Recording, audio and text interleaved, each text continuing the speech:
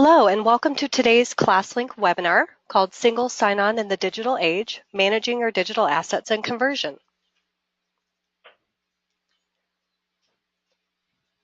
Presenting today, we have Bob Chappell, VP of Instructional Technology at ClassLink, and we have Chris Brand, Application Integration Specialist at Fairfield Public Schools. Before we begin, I'd like to take a moment to review how attendees can ask questions and share thoughts to panelists during the webinar.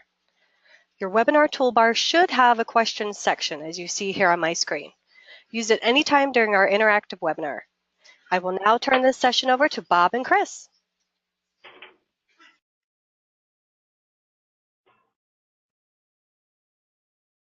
Bob, you want me to talk now? Sorry, I apologize. Chris Brand, Fairfield Public Schools. We're Connecticut. We are in Fairfield County in Connecticut, and we have about 10,000 students. We're mostly PC, Mac, Chromebook. We're considering BYOD. At the secondary, we've been using it, and we're looking at going to one-to-one in the coming year. And I would say that without a single sign-on solution, our one-to-one initiative probably would not have been possible. And I think this is something that we're looking forward to. And ClassLink has been, we partnered with them for the last 4 years, and they've really changed the way that we do our business. And you know, we're looking forward to what they have to offer coming up.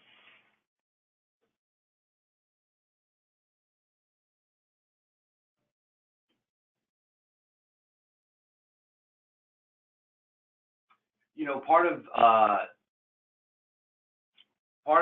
solution. I apologize. I can't hear. I don't know if Bob's saying anything because I can't hear anybody else. Can you hear me now? I can now, Bob. I'm sorry because I couldn't hear anything. That's all right. Nope. These things happen. We're good.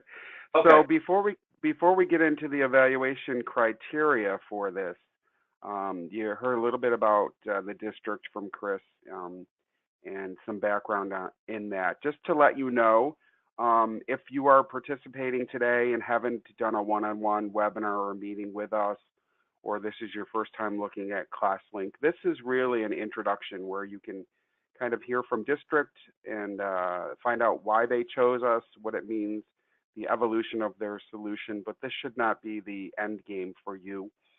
So at the end, we'll give you some next steps, opportunities for you to take a deeper dive. But this does give a nice opportunity to hear from Chris today in Fairfield Public School District in Connecticut, and kind of us to do a high-level overview of their solution and what they're doing with ClassLink. Chris, if you could just tell us a little bit about your evaluation criteria.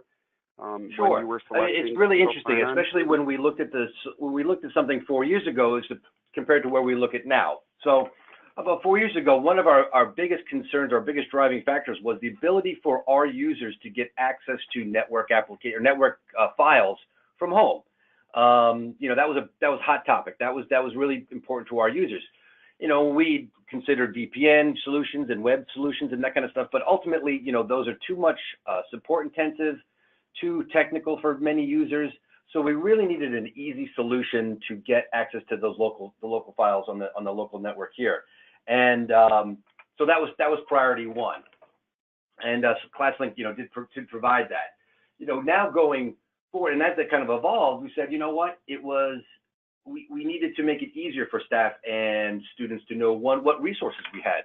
So if we aggregated them into a common location, that was also a win for us. That, hey, oh wow, we have that program. Oh wow, they use that program. Oh, I didn't know we had that in the district. So that was another really big factor in what we were trying to accomplish as well.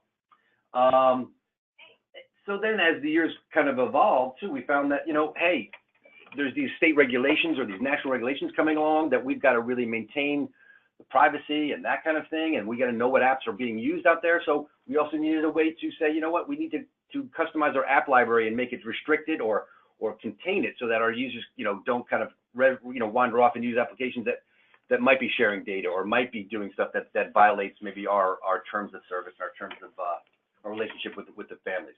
And then obviously, you know, ease of use and, you know, implementation supports were also factors. You know, in our jobs, you know, we're trying to do this least amount of work as possible. I don't mean that in a way, in a lazy way, but we're trying to set things up so that they work and they continuously work, and then if they don't work, that the support is there to quickly resolve those issues. And so those are the things we were looking for when we were looking for a SSO solution. Thank you. Appreciate that. And I love that you talk about the evolution of not just us, but how you're using us, because as we know, technology changes, and solutions around technology need to be flexible to change too. So I think that's a good takeaway today. We are actually going to take a drive-through, and when people usually say, if you're, again, you may have seen ClassLink, you may be new to ClassLink today. As we take periodic pauses, we're going to take some chat questions from you, and we're both going to be available for follow-up after the webinar. But generally, when somebody says to me, and we're going to drive through this, is, what is ClassLink and what does it provide to districts in K-12 as an environment? And I say, first of all, single sign-on to all your apps. File access, and this is really what Chris said drove them originally to, this was the motivator, and now it's flipped somewhat where single sign-on has taken on an even more prominent value. And then we'll look at the analytics. So those are the three legs of this stool. We will pause after we kind of go through that portion, and we're going to talk about where Fairfield is going next, and we will talk about one roster and rostering in general, so that you can walk away with a better understanding of that today. Before we get started, I'm going to actually log in, and we're going to walk through with lots of feedback and commentary from Chris throughout. And we're going to log in using the quick card method today. So we support multiple methods of logging in, facial nodal pointer recognition, remote login, LDAP, AD, Google. Obviously, many districts that you'll see today use a variety or a combination. So we'll show some examples. One of the keynotes that is prevalent here is that with the asterisks for AD or federated services, is we can also do password reset. We are working on that with Google as well, but if that is a challenge within districts. So in a minute, we're going to see how you can log in with a quick card. I'm going to actually talk briefly just about why we have 5,000 single sign-on connectors. That is more than any other provider, or those that were in business that may have moved into K-12 or are attempting to move into K-12. And there is a significant reason behind that. One is you can request and we will create it for you, and that's why our library has grown. More significantly, and why ClassLink is really the premier in K-12 and a Cody winner this year, is because we do all these authentication methods. We are not limited. Therefore, we are not limited in what single sign-on connectors we create, even custom connections. So, Chris talked about the evolution of technology and resources. When they've added new resources and digital curriculum material, we've added those single sign-ons. And if it is something that we didn't have, we've turned around that in 24 to 48 hours. I'll say this, Bob, if I just interrupt real quick, sure. Is that, one of the things that we had tried to do was the library of already connectors. When we came 4 years ago, we're like, wow, this is pretty much everything we ever need. And then we've had actually direct experience where we've added a vendor or two, and they have been able to set it up again. Like I said, 48 hours. I don't want to overpromise, but I mean, it's been quicker than that for us in all of our cases. And that's the great thing about it is we don't want you to overpromise either, but we do say 24 to 48, and you're attesting to that. Is that it's not like I don't have to go in and again, as an IT person, I'm busy. We're busy. We've got other stuff to do. I don't need to be the one that's making the connections with the vendors and trying to connect two people. I just say, hey, we're working with Witsy or whoever, and boom, that's all I need to say, and then they get back to me and it's done. I don't need to be the bridge. I don't need to be doing calls and trying to convince other people. ClassLink handles all that. Well, and that's part of the service, right? It's a service, so we work for the districts, which is key. Which is great, which is an interesting relationship. And again, I don't know if there's a time and place where we talk about it, but is that you work for us, whereas opposed to when we worked with other connectors, it's more like, oh, they're working for the vendors, and I'm like, well, I don't care. That's what ClassLink is, at least in my mind, differentiates, is that they're concerned about me and my district and getting us connected, not the other way around. So that's a huge maybe a difference you might not see with everyone else. Absolutely. No, jump in whenever, Chris. I appreciate your feedback, and I'm sure these guys want to hear why you made your decision and what you learned through the process and how you've evolved. So please feel free to jump in at any time. We're going to log in, and this is Chris, a screenshot of Fairfield School District environment. We're going to log in a minute. This is an elementary school, just so you guys are aware. Yep. As you see, a lot of the apps, right? Scratch and other things. So Dreambox. And so before we log in, I'm going to talk a little bit about just our generic login screen. But you can see you can log in with your, your account, quick cards, facial, Gmail, Microsoft, and we will create an app for you. So we will create a Google Play or an Apple Store app for you for the district, so that if you want to check analytics on your phone or log in a single sign-on, there's an app for that. No pun intended. So let me just talk a little bit about some varieties of what we do, because again, we work for you, and this should be about you and your students and teachers and community, not about us.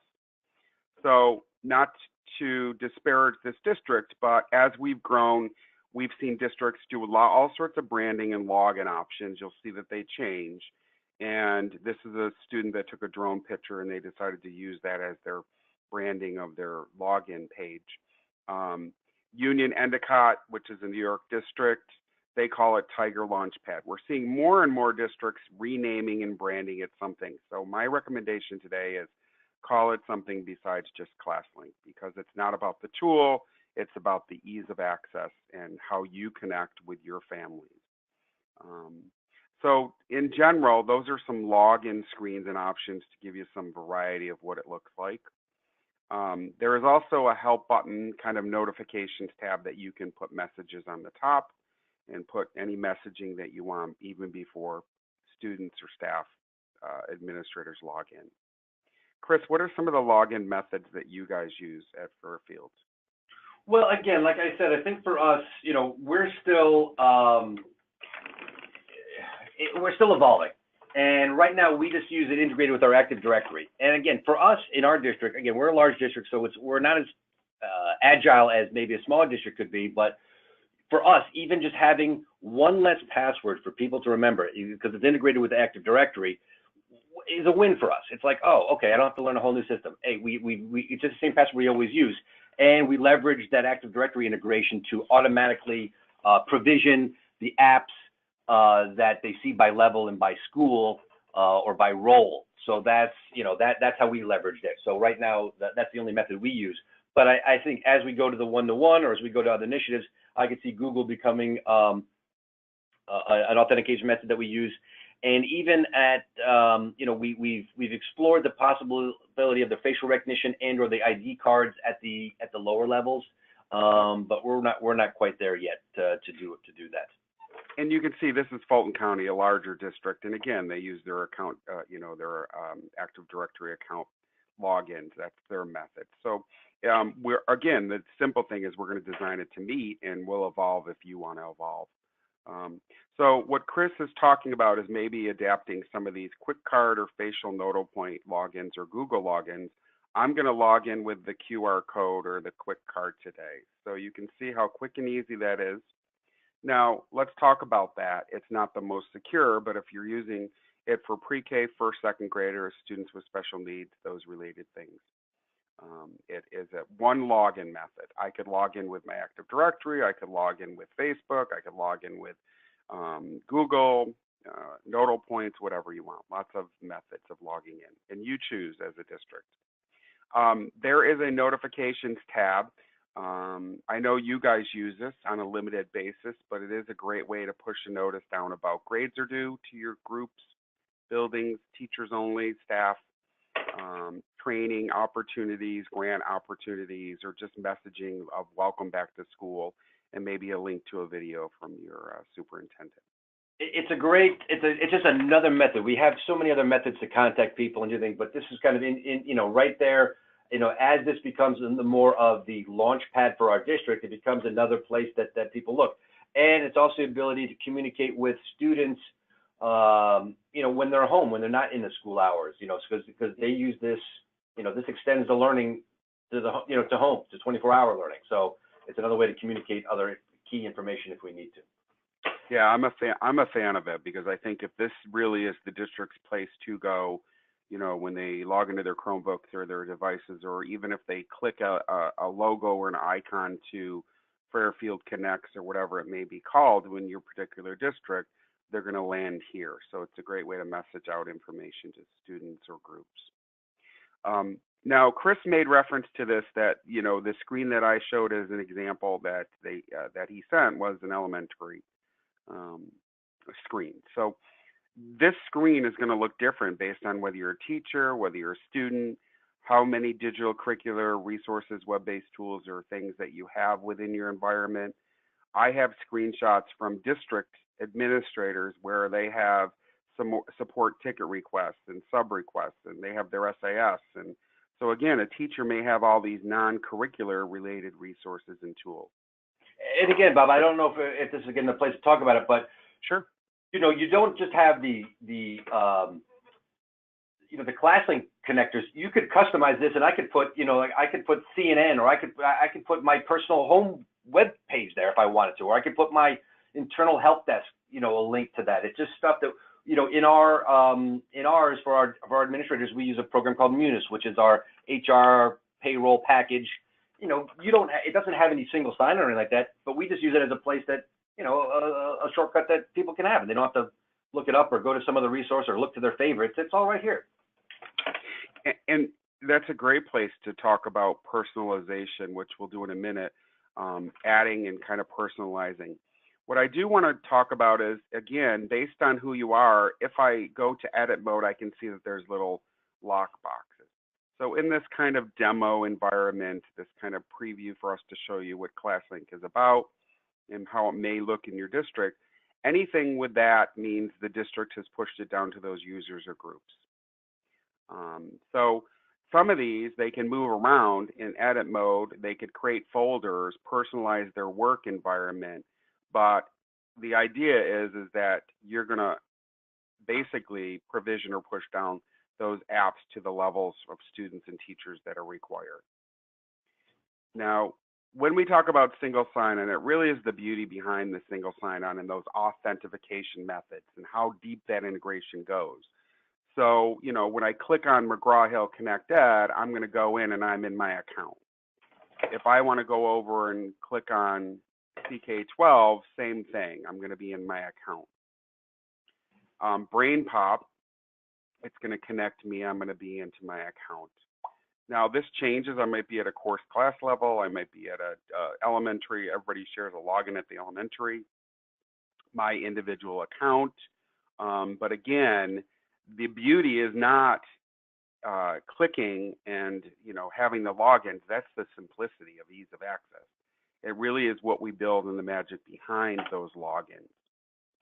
Yeah, Bob. Can I interject a second too? Is in the sense that, so like again, BrainPop's a good example. Prior to maybe ClassLink, the ability for us to manage and provision individual accounts for individual students, individual classrooms, individual teachers, and then manage all the logins and have different logins was not practical for us. So we had kind of a generic login for BrainPop. It means that, which meant that you could log in and use BrainPop, but you weren't saving the individual work and that kind of thing, or doing assignments and stuff like that.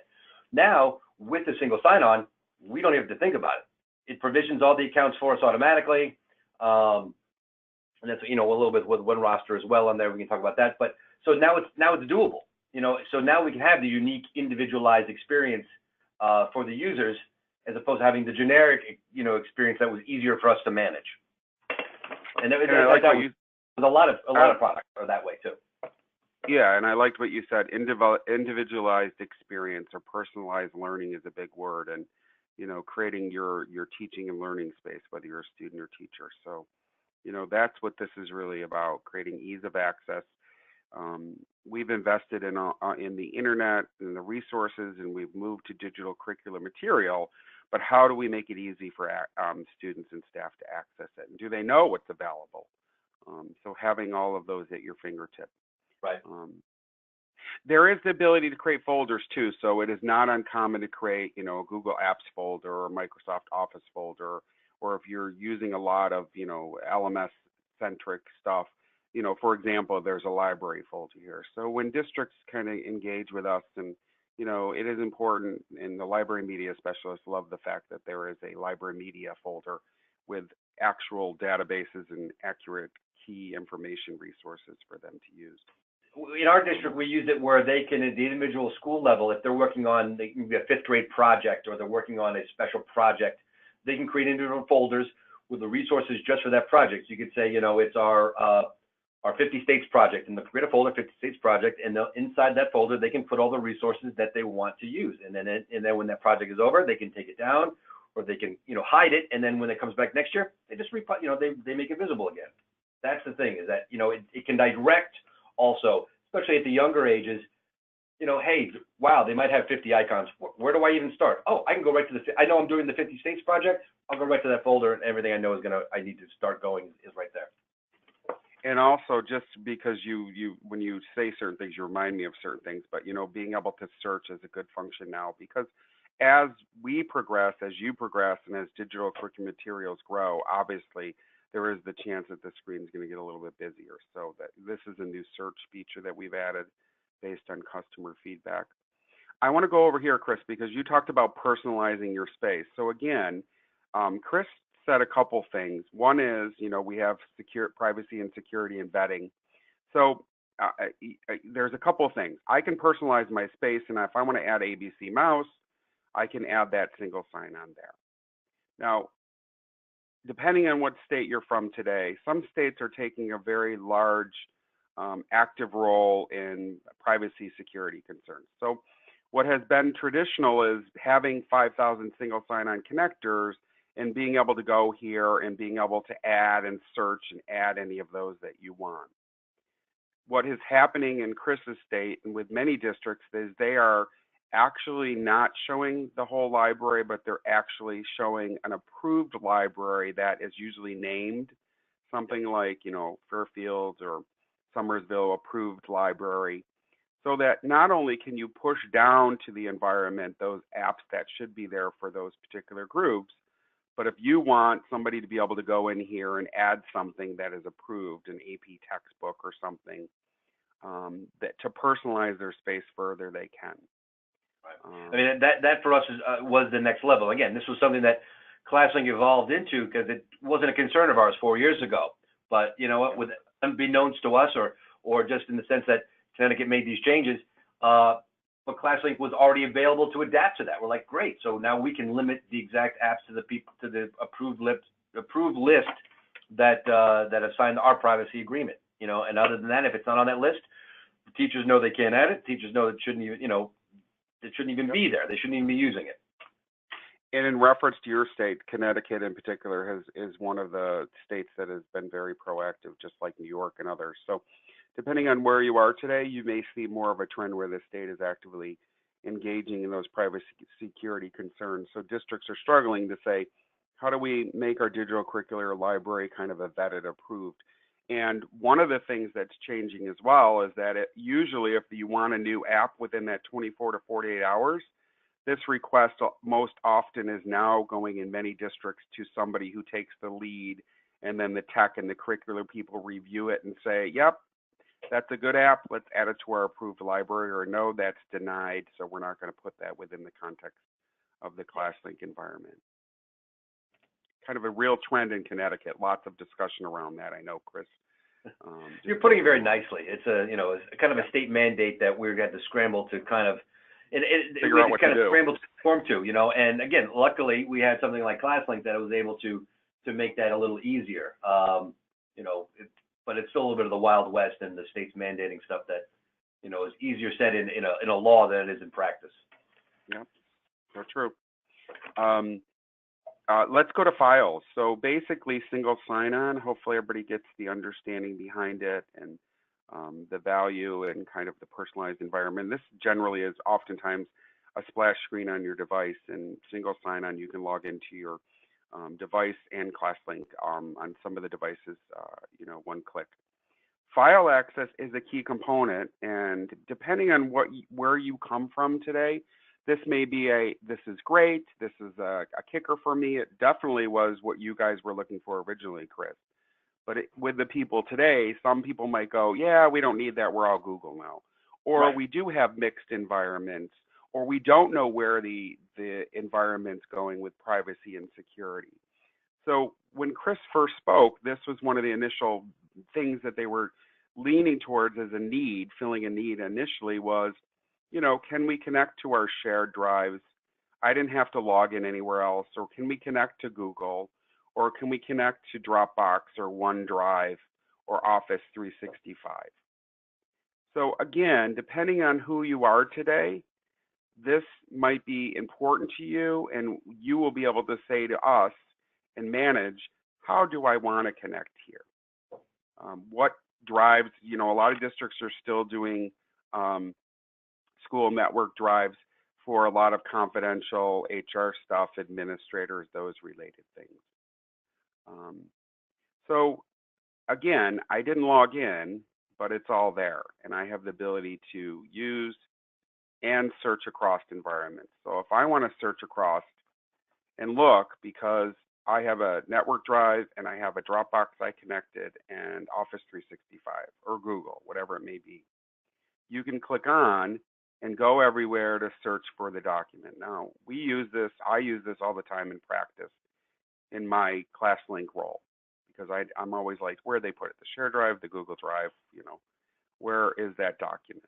So that's one of the key features that I like. Now, in the environment here, you have the ability to also, if you want to, open documents. We include Office Online. So if they're home and they don't have Office, there's the ability for Office Online. Google, download, email, copy, cut, paste, delete, and even remote desktop into some of the documents and items. Now, how do you guys use this and connect within your district, Chris? So again, like I said, we've seen the change. Again, 4 years ago, what you asked me and how we use it now, it's not as much because we've kind of moved away from the school network. But especially on the teacher side and the administrative side, we still do use heavily network-based documents that are on our network. So again, it's just a way that our teachers can access those shared documents easily, administratively.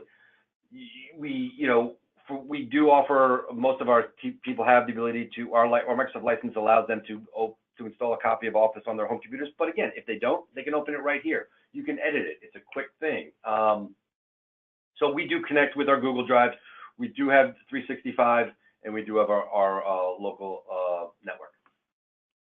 So you have three kind of environments that you're using here. That we actively use, yeah. That we do kind of support and connect to, yes. Yep, great. What I was going to say was, just because there's lots, we don't know where districts are, because again, we're not taking a deep dive one-on-one with individuals districts today. But if you want to copy or you want to move documents between folders or environments, you can easily copy and move those folders. So some districts like that, because they're moving away from shared network drives for staff, and they're going to keep them for admins, and they would love the staff over 6 months or 9 months to be able to self-manage the moving of documents, and then they might shut off the network drive. Very true, and that's something that we're looking at as well. Or we're going to, and this would be a way for us to do that. And again, to have them manage it, right? But to have them do it, yeah. So to have them manage it. Again, in our school day, we're busy. On our work day, and again, not that, but I think the fact of life or the way of life is now is that we're all doing a little more work at home, and we're doing stuff outside of the office environment. And again, ClassLink has allowed us to expand that, maybe much to the chagrin of some of our teachers and administrators, but it's there if they need it. One of the things I also like to mention here is that we don't know where we're going, right? Google Drive, Dropbox, OneDrive, Office 365. You may have a change in leadership. They may not want to use Google. God forbid there's a security breach with another cloud service, and we're all moving from that. So, not to say that that's a scare tactic or idea, but the idea is we don't know where we're going, and being able to access remote desktop files and having the ability to connect if you want to connect and not have to log in again is nice. work across environments. Did I do okay with this, Chris? Anything that I might have missed? No, I don't think so. But I think, like you said, you don't know where you're going. Like I said, I like that because in the sense that our superintendent was very Google centric. Our new one, prior to that, was more network centric. So this again allows us to kind of pivot without really making too much of a change. Yep.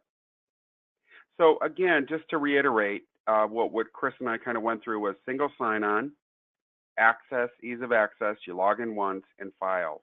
So teaching and learning tools, basically. Everybody good with that, I hope? Any chat questions coming in, Marla, that you want to have us address? Not at the moment. Oh, we must be hitting the target, or everybody's falling asleep. What do you think? All right, so let's actually switch over.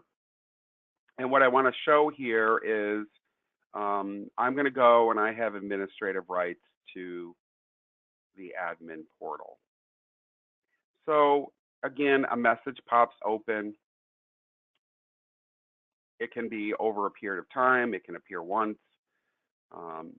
So I'm a huge fan of the notifications. I don't know why, but I think it's great to be able to easily edit and push out a message to all your elementary teachers if something important is happening. I'm going to actually go into the ClassLink analytics, and this is fairly new for us in, I'd say, the last year and a half or so.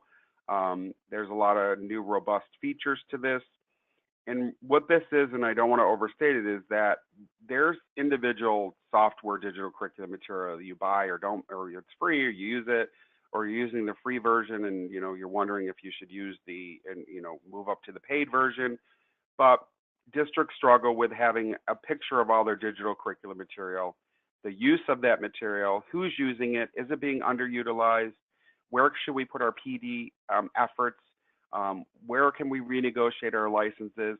This is not analytics down to the level of, oh, we have to remediate for Javon or John or whoever, but this basically gives you an overview dashboard of, hey, who's logging in? How many logins do we have today? What is our top app? This is an actual district. We whitewash the data, but they allow us to use kind of active live data. It's obviously a large district because it's 10:33 in the morning and they've had 134 logins, and they're very LMS kind of Canvas centric, and with other resources, Renaissance, Houghton Mifflin. Logins, you can run reports over a period of time, custom ranges, you can pull CSV files. You can look at the logins, and one of the new features that we added as a report is out of school office hours. And a lot of people say, might say, hey, why is that important? Well, if districts are doing extended community learning and they're going to put access points on the bus or at certain places, it might be important to see how many students are logging in when we're transporting them home and actively doing some of their work on their devices.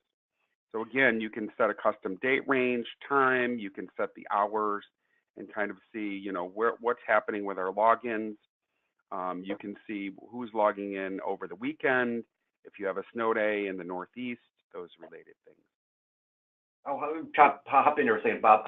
I don't want to take full credit for this or any credit, but I mean, I know that as we became more and more ClassLink, users, early on a few years ago, they didn't have these kind of analytics, and this is something that we had the opportunity, and this is again why we liked working with ClassLink so much, was that they were always open to our ideas. We said, look, data-driven decisions, data is key to is a very important part of our district, and if ClassLink can provide us more data, we wanted to look at again, logins and hours and application usage and that kind of stuff, and I wouldn't say it was our impetus, but you can take credit. ClassLink did respond very quickly to that, credit. and we saw this, and we've seen this evolve over the last year or so to become even more powerful.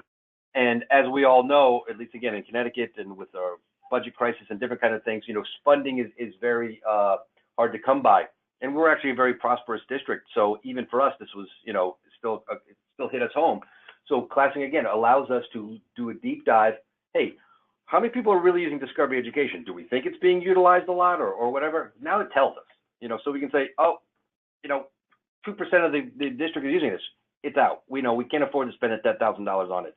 Oh, we're really utilizing this application. Great. We're getting our money's worth. So it's another way that we can justify budgeting, justify, new tools, that kind of thing. So it really allows us to see what's going on. We have a couple questions, but before we ask those, what I would like to do, if we can, if it's okay, is kind of just do look at a couple more reporting options and kind of the reason and how districts use it, and then we'll pause, Marla, and we'll take those questions. Sounds so good. If you could give 5 minutes, and we'll jump into that. Sure thing. You can even go down to the user level. So if you're doing an IEP review and you want to see who's using what, with that student, what's being used within their teaching and learning resources for this special IEP evaluations and programs. The apps is very important, and people would think, oh, let's look at how many times we're driving our most used apps.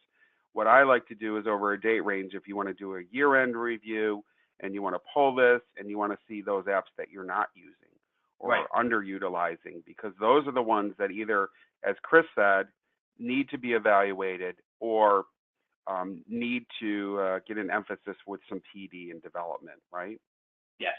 So, and also what I like about the apps is you can see, so if you're using a math program, and again, this is a demo site, but if you're using a math program and you want to see who's using what at what building, you may begin to see that there are some, 3 buildings, elementary schools, 2 are really driving your new Excel math program, and 1 is not. And that's a problem and a challenge. And, maybe it's a communication thing. Maybe his setup was wrong. Maybe the PD wasn't there. So lots of things, even looking at browsers and kind of summary reports. So lots of good analytics. The other thing that maybe people are already aware, but every one of these programs, Canvas or iReady here, I could log in and see the utilization from that individual application. Now I can see all the applications from one spot. So instead of having to log into 20 different applications to see the utilization, I can log into one and see them all very quickly. Yeah, and to be honest with you, some vendors are really good with their analytics and some don't provide good analytics, or they're difficult to manipulate. Yes. But again, this is not going to tell you how to remediate a student based on some assessment, no. Right? This is, your digital picture, your digital environment usage and those things. Yes. That's analytics. We can always take a deeper dive after today if anybody wants to meet with us one-on-one. Has more questions, but Marla, why don't we pause and you can ask us some of the questions and we'll do our best to answer them. Sure. So the first question, this is back to the login that we were reviewing. So one of our attendees asked, is there any way to use quick cards to log into Google Apps on iOS? Google Cards to log into, are you talking about MacBook iOS? The question just says to log into Google Apps on iOS. It's not going to log in, and the short answer is yes. There might be a deeper discussion there. It's not going to log into any on the iPads and iPhones. App. Yeah. It will open the web browser. So I'm not sure where the question's going, but the short answer typically is yes. But are we talking about loading a native app or logging into an iOS system? So I think again, just to be clarified, I think the question is that you could use a generic login to the iPad or the iOS device. You're logging into ClassLink directly with the card, and that sets up the individual user experience. So that, and if you're already connected to those Google applications as that user, then you're already done. But you're not logging into the book itself. You're logging into ClassLink, which again, for us, this kind of brings up is that instead of having we have a generic login now into to a lab or to a device, so it's always on, and that the individualization comes through the ClassLink login, not the device login.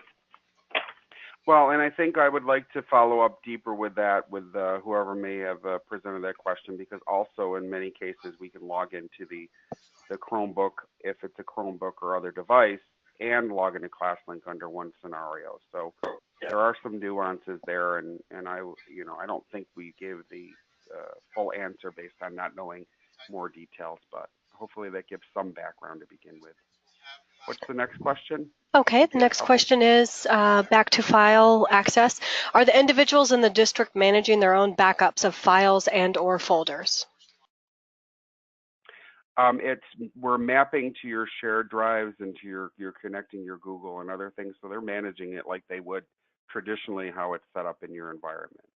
We're just mapping those connections and providing access across those environments. So typically they're managing that.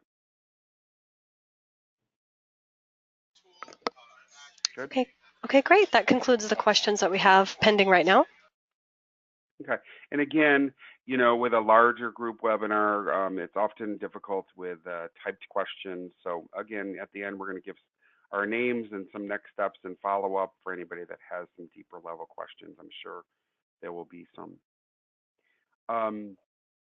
What I would like to do is kind of pause here, and we really talked about teaching and learning and analytics. So, you know, ease of access, single sign-on, file access, and the analytics behind, you know, your budgeting, usage, and impacts. We're going to talk about one roster and rostering as the next component. So I kind of like to take a pause there. Everybody take a deep breath. And this is a direction that I believe, Chris, you guys are going in, where you're going to start using one roster and rostering more. Is this correct?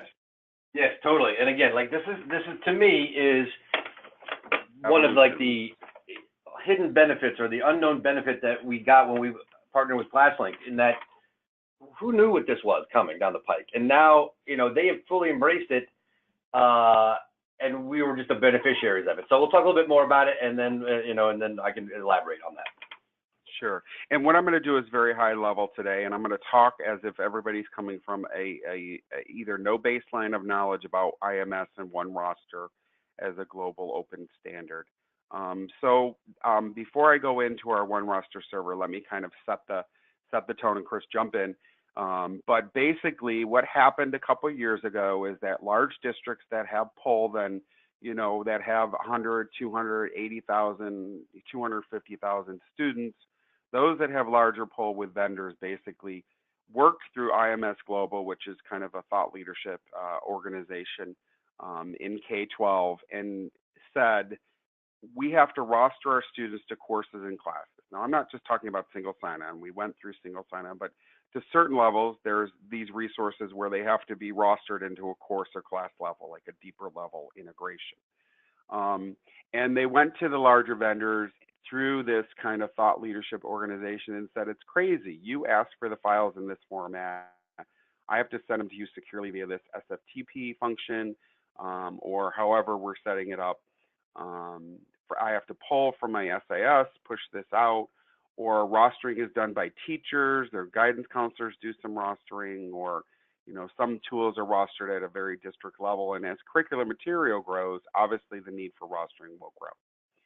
So what happened was there was enough of a push by these large groups and organizations or districts, and they've established an open common standard called One Roster. And what they agreed upon was a common set of CSV files in a template format that if you provided this to a vendor, that vendor could roster your child based on that common set. And not just Dreambox or HMH or, you know, Houghton Mifflin or BrainPop or whomever, but if it was a common set that they agreed upon, they could take that data set and roster your child into the appropriate class and course.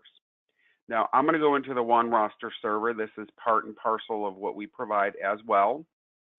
And it is not the first thing that you're going to do with a rollout with us. Typically, you're going to set up single sign-on, set up that teaching and learning, file access, and then after that's done, you're going to say, okay, now I want to move on to rostering students.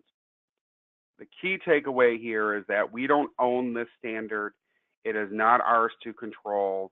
We are on the spec committee. We helped write the specs for it. We were on the initial kind of group of vendors that worked with districts to develop it. So, you know, it makes a lot of sense with single sign-on. So what we do is we provide this dashboard or GUI or user interface for you to connect your SAS data and for you to push and manage it out to those vendors where you have to do rostering with courses and classes. If that vendor is compliant. The good news is within the last 6 to 8 months, not only the larger mid-sized publishers, but most of the key K-12 vendors, those that are providing resources and textbooks and digital curriculum material, are either one roster compliant compatible or have moved or are moving to be in that environment. So the reality is becoming, or the reality of it is becoming much more than the dream was a year and a half, 2 years ago. Yes. So what I'm going to show you briefly is our one roster user interface that we provide. So what happens is you import your data from your SIS in those standard templates that are one roster compatible. And what you do is in our interface, you say, Compass Learning, I need to send them the data, and I want to roster my children to these schools, and I want it to go to these courses or classes. And you set that up, and again, this is some work on your part initially, but once you get the motor running, you're pretty good. And if you add a new digital curriculum material, you can add that and then figure out how you're going to send the data set to that vendor.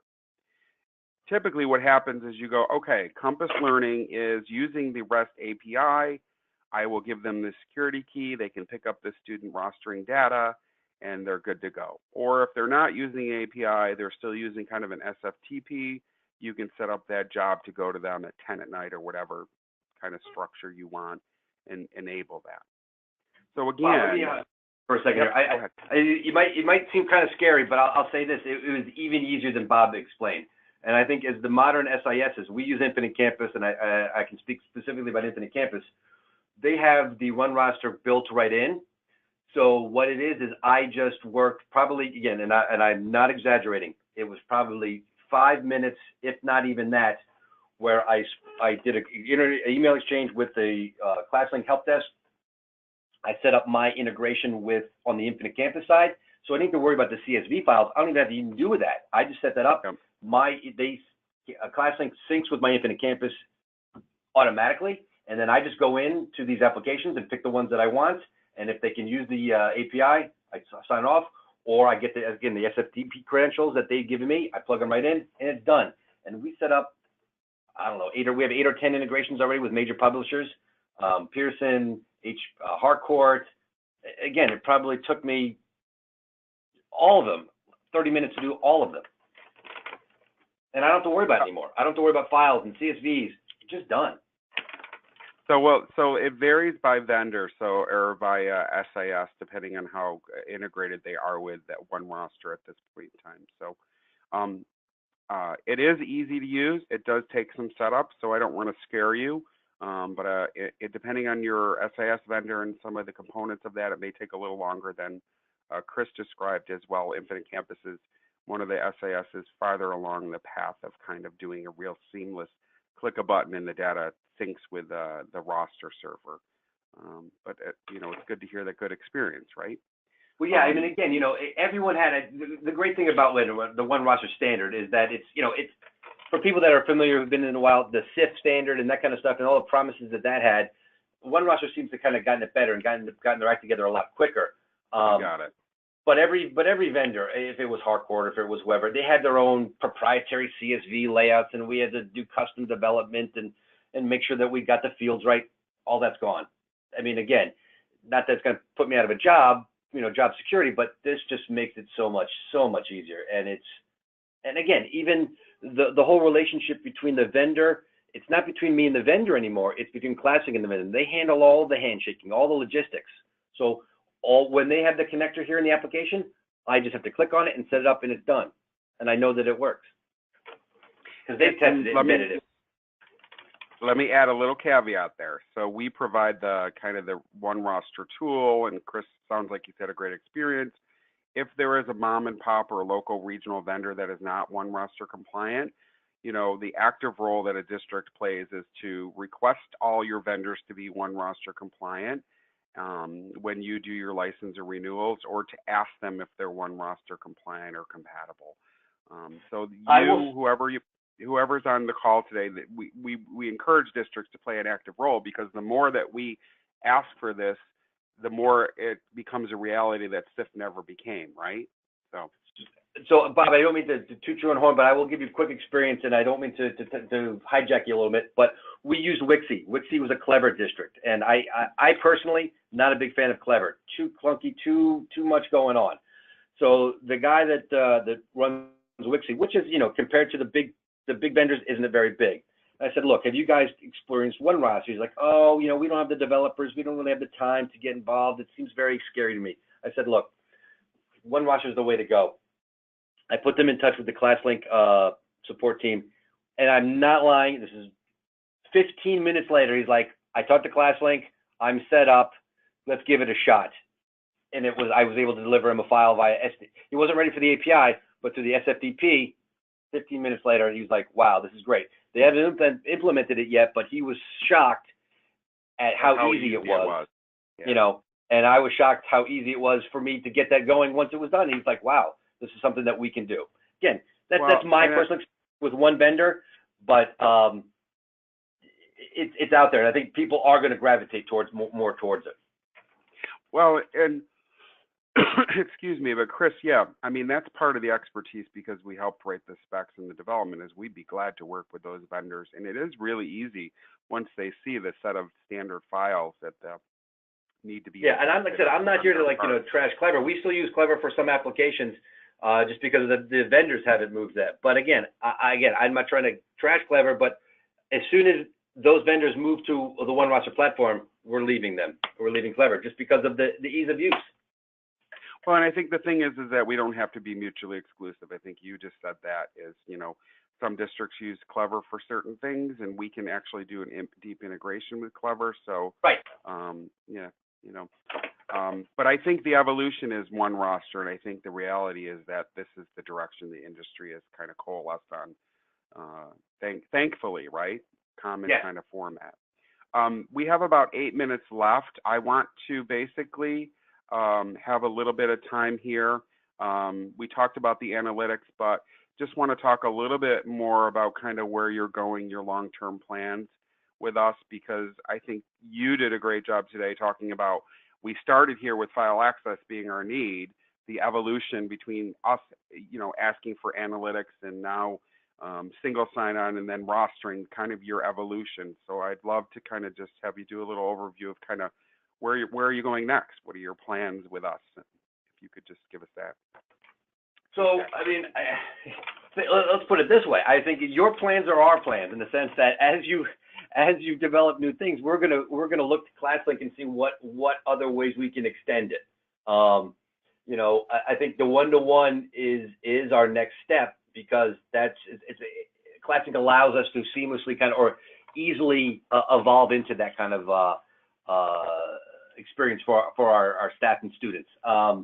Without it, again, it would be a more of a challenge. So that's one thing.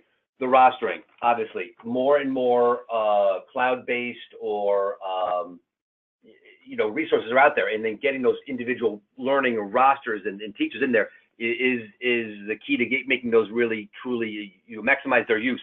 So again, more one roster, the better. So more vendors that are going to hop on, we're going to be ready to integrate as soon as they're available to us. Again, also we talked a little bit about budget earlier and money crunch. So we don't have Infinite Campus has some learning management aspects to it.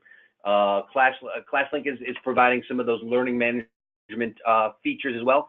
So looking to maximize the learning management aspect of it with an investment that we've already paid for. Let's maximize that use as opposed to trying to find another product that we would either integrate with and it would spend more money on. And again, like I said, the homegrown intranet, ClassLink does provide kind of that intranet-like experience because it connects all of our users to a common location, a common file system, that kind of thing. And then again, the last is the more analytics that you guys provide, the more that it allow us to create a better experience for our users and for our taxpayers, in that we're going to maximize our dollars spent on the resources that we're actually using and are actually impacting our users. I appreciate that. Yeah, as we grow, you grow. It's weird. As you go, we go. vice versa. Like I said, it truly is. You're giving From the product that we bought 4 right? years ago to the product that we're using now is night and day for the better. It's only progressed. It's only gotten better every year. And you guys are listening to your customers to provide that flexibility and to provide the agility to adapt as things change. Listen or die, right? That's what you got to do with your customers. So I think it's important. You guys know best in many cases. Just to do briefly, if you're interested in learning about our process in general, what typically happens is if you choose to work with us, we do a kickoff call. We activate your solution. Usually it's a virtual server behind your firewall, which is a very big differentiator as well. We do training and follow-up and support, and then check-ins, and your solution changes, it grows. We add new things. There's an evolution. A couple of things just to give you kind of next steps, because as I said today, Chris did a great job, and Chris is not paid, so he did some nice promoting of ClassLink today and really speaking about how it's helped the district. He is not on the payroll. No, not at all. I'm not getting any. We're not getting any kind of free stuff for the district or anything like that. It's just something that we're passionate about. I'm doing this because I appreciate the way that they listen to us, the way that they provide a great support, and have been able to really help me.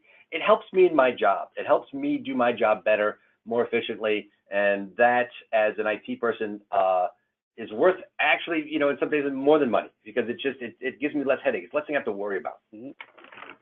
Well, and we appreciate you sharing with the districts today, because it's very important for our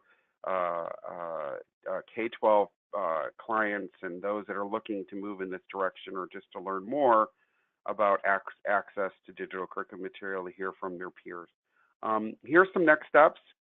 You can schedule a call or a web meeting to take a deeper dive one-on-one with people in district.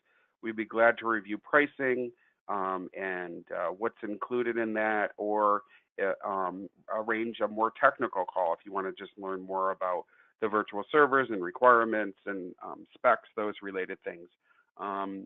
Just to close it out today, Marla, if you could just bring us out. Here's contact information if you want to contact some people today from the web meeting and ask questions. Marla, if you could just kind of wrap it up for us and Sure. to everybody, that would be great. On behalf of ClassLink, I would like to thank all of today's attendees for joining. We look forward to many more interactive webinars together. And if you would like more information about ClassLink, please visit us at classlink.com. And again, as Bob mentioned, the contact information is on the screen in front of you if you want have any follow-up questions for Bob and Chris. And I'm sure Bob will be reaching out just to follow up with all attendees for any additional questions. And you can follow us on Twitter at ClassLink to keep up with news and updates on ClassLink. Thank you once again for your participation in our ClassLink webinar series. Have a great day, everybody. Thank you, Chris. Really appreciate it. Anytime. Again, any districts out there, I'm always willing to talk, myself or my boss, and we love talking, sharing our knowledge. Thank you. All right.